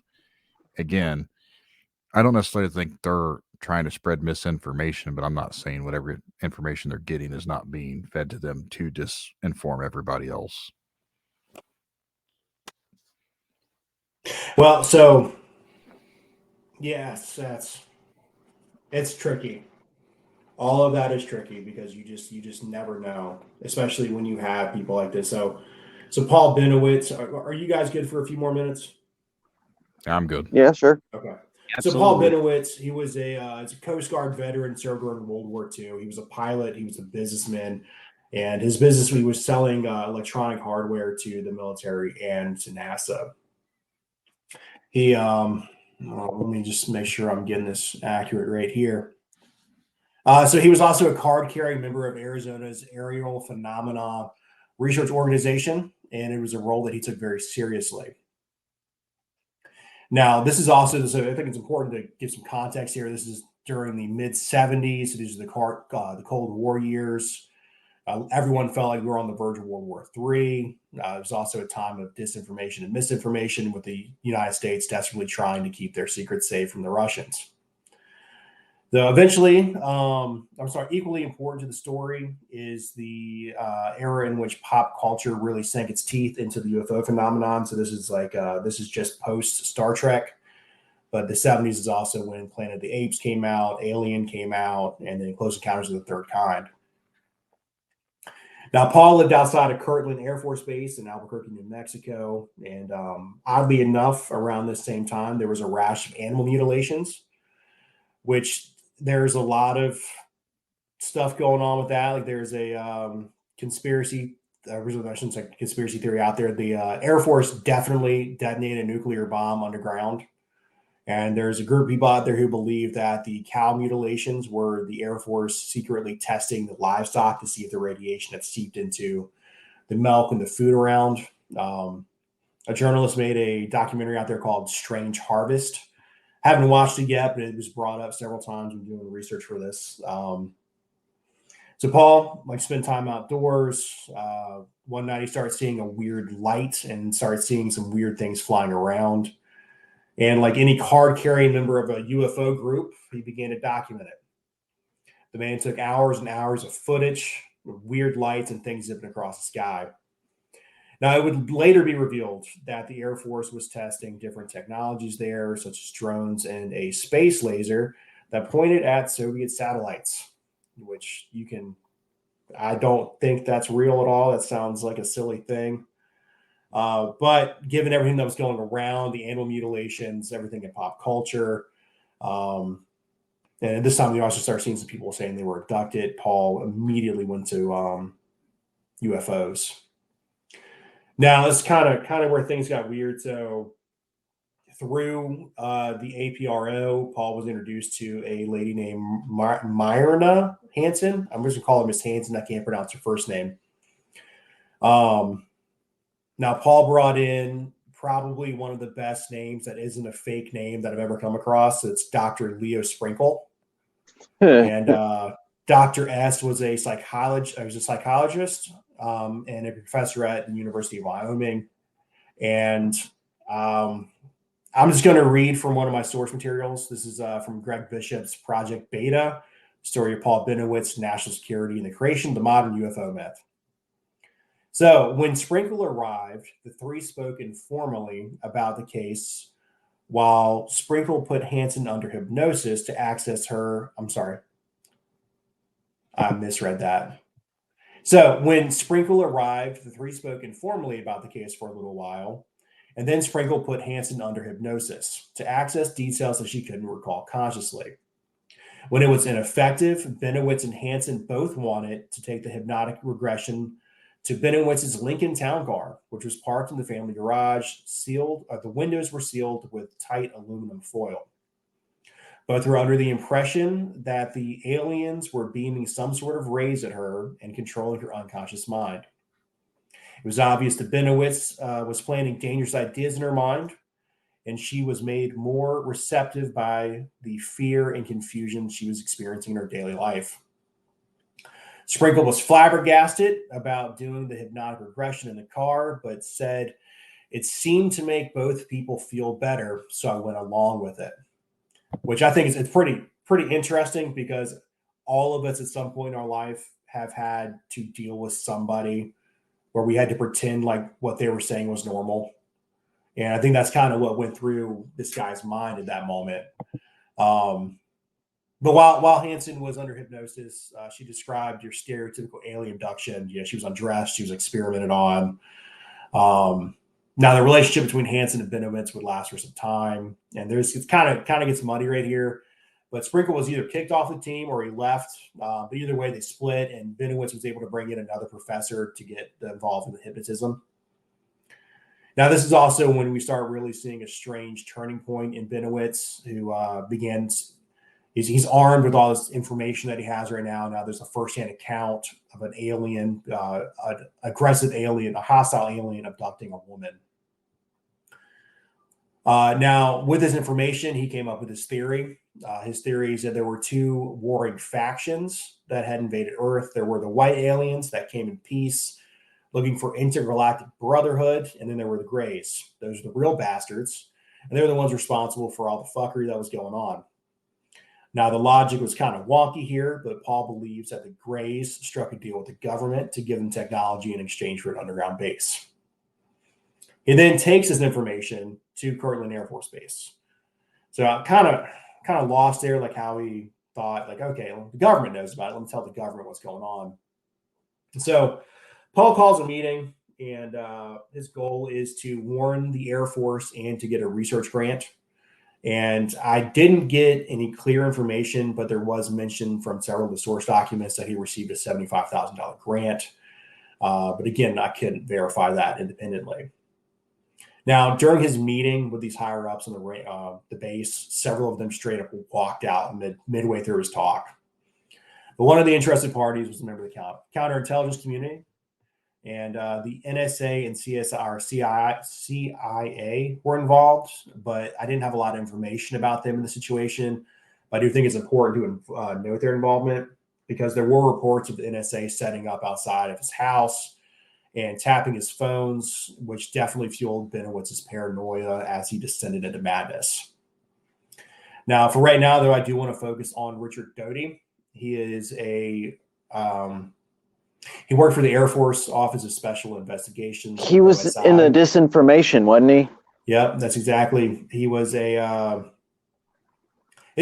he was mentioned several times, but he's also come out publicly to talk about his role in the situation. He's appeared on multiple documentaries, and it's really hard to tell when the dude's lying and when he's telling the truth. But he's Richard, so what are you going to do, right?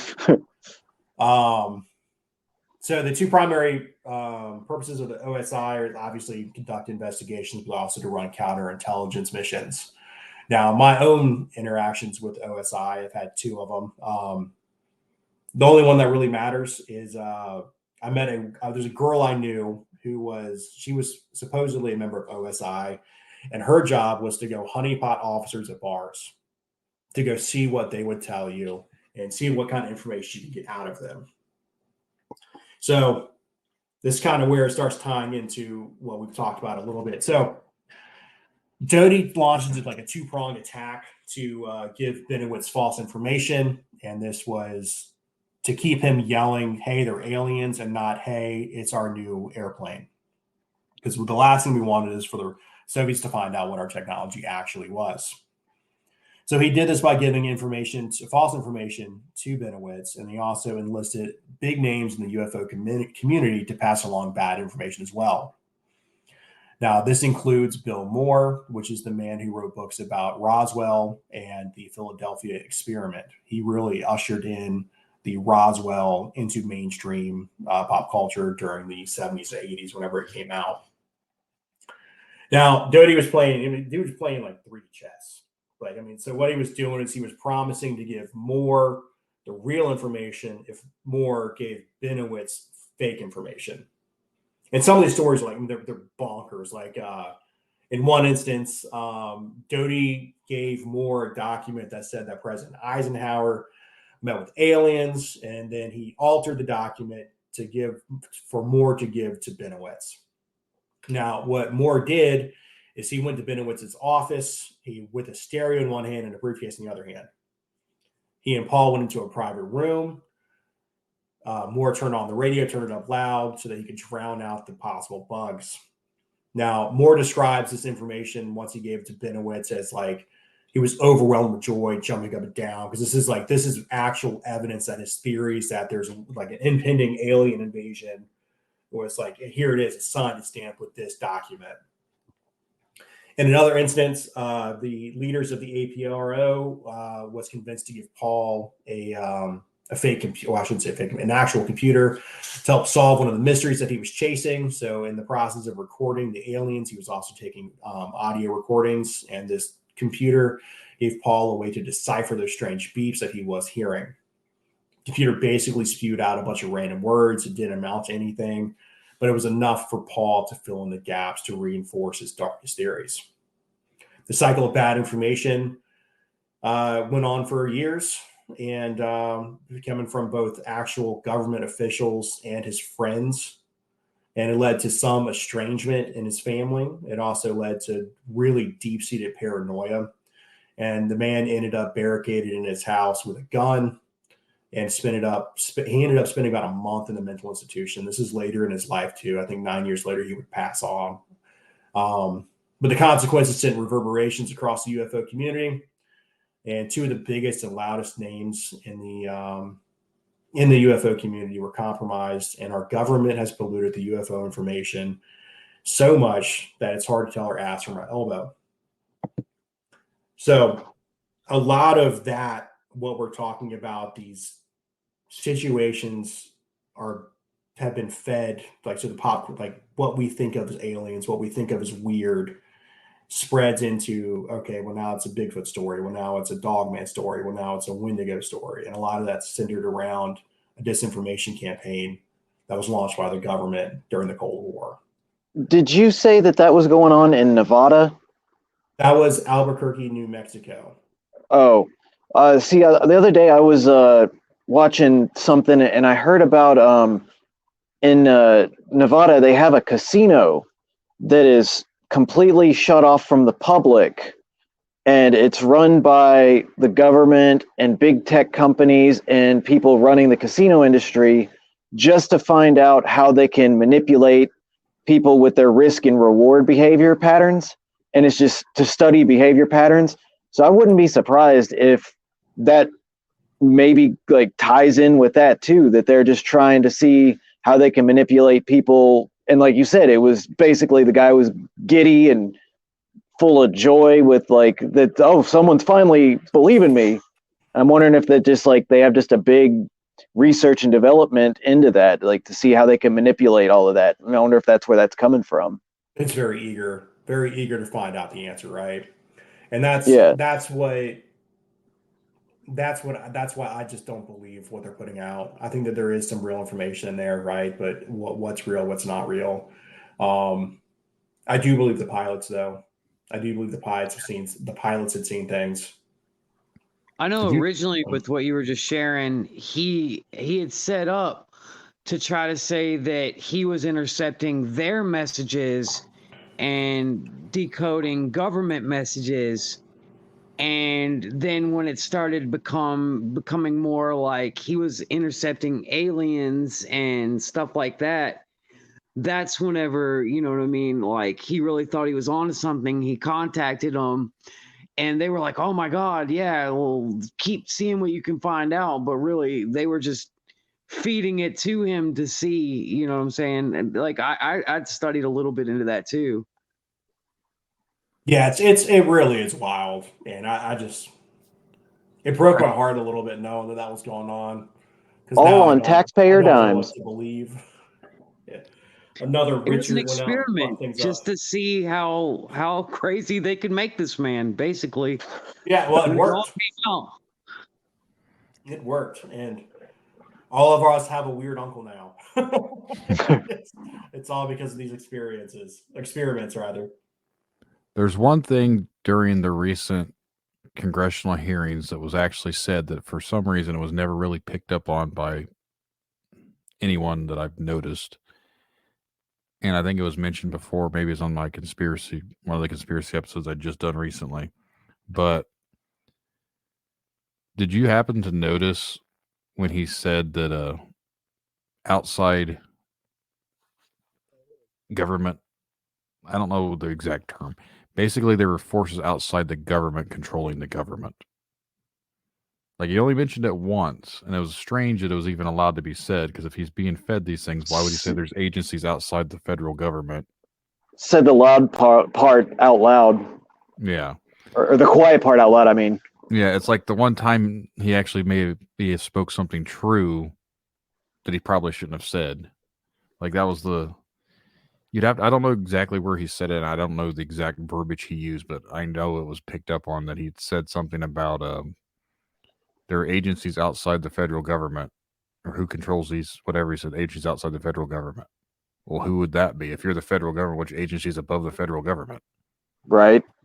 And that's one of those lines that can be dissected by so many people, too. Yeah. Well, there's a certain billionaire that everybody loves so much that during this Russian and Ukraine situation, he had a certain area of his communications that he was allowing Ukraine to use because it was furthering their agenda, and they wanted to get communications to a certain region, and he realized that he was now involved in a war, so he decided that he was just going to cut that off and not play ball with them. And you know what I'm saying? It's some of these guys that become billionaires, they suddenly realize that they're also caught up in global agendas. Yeah, there's so much going on that again, this is a rabbit hole, could just go on forever. Basically, I just think the upper echelon of the elites and the rich and everything else, there's agencies that make money off these things. The truth will never come out when it reflects because of the money. Think of all the power and the money that's out there for anyone that has the power to take this technology. If it isn't human technology, and if it is, say, aliens or interdimensional or whatever you want to refer to it as, and we have a hold of it, they're not going to be open about it just because they want that power. And it isn't about the safety of the citizens. They don't give a shit about us. It's literally the safety of their pocketbooks. That's all it's about. It makes me wonder though, like, oh. Well, go ahead, dude. I was just saying money's good. I was just gonna say, like, why now? Why is it all of a sudden? Is it just because we've gotten to a point that the greater majority of us are too critical thinking that they realize that they can't do like they did in the past and just, use mass media or mainstream media to control the populace, and they're just having to switch their game plans? Or are they just realizing that it's getting to a point that you can't control us? The internet set us all free, and now they're just trying to find ways to censor it or just use disinformation. That's where I'm at with it now. Anything that comes on my television from a news station or across my phone screen as a story or whatever, you have to look at the source. If it's supposedly the trustable, reliable news information, I usually don't take that as reliable. Right. I feel like whatever's being pushed is to set the narrative for whatever the actual next step is. It's such a monopoly. I mean, used to there was 5 oil companies. Now there's only 2. Used to there was 12 to 13 media outlets. Now there's 3. I mean, it's so close-minded and agenda-based these days that it's just the people who have the money are the ones that have the power to project these images. And that kind of goes with what he was talking about earlier, that there's, like, when he mentioned that there's these people that are kind of controlling behind the scenes above the government. And it's like, well, you're supposed to be the ones in charge, but we'll never probably get to that next step, because that's when you hear like, oh, wait, aliens. Yeah, there's aliens now. Did we forget to tell y'all people? Aliens. It's like, what else is going on? Aliens. I don't remember when it's come from a government playbook. If we all have a common threat, then we have a new enemy we can focus on, and it'll globally unite us instead of going to World War III. Project Bluebeam, yeah. Yeah, that's the biggest thing going on right now is Bluebeam.